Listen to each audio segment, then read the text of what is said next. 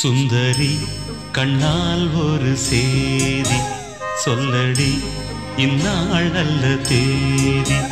என்னையே தந்தேன் உனக்காக ஜன்மமே கொண்டேன் அதற்காக.